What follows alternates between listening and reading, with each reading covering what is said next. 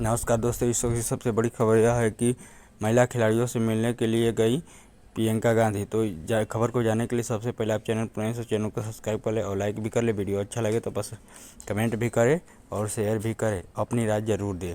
तो कई दिनों से महिला खिलाड़ी बैठे हुए धरने के बाद कुछ निष्कर्ष निकल कर आया है कि सुप्रीम कोर्ट के आदेश के आधार पर महिला खिलाड़ियों की मांग रखी गई है और कहा गया है कि जल्दी से दिल्ली पुलिस कार्रवाई करे। बारे में तो पहले रिजाइन तो करें, उनको पद से तो हटाएं। जब तक पद पे हैं तब तक प्रेशर डालते रहेंगे, तब तक करियर बर्बाद करते रहेंगे लोग। इन्वेस्टिगेशन चल रहा है, इसका मतलब क्या है?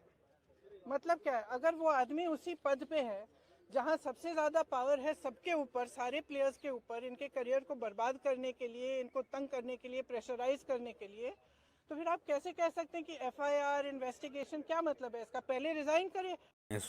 आप लोगों ने सुना कि महिला खिलाड़ियों से मिलने के बाद प्रियंका गांधी ने अपना क्या बयान दिया।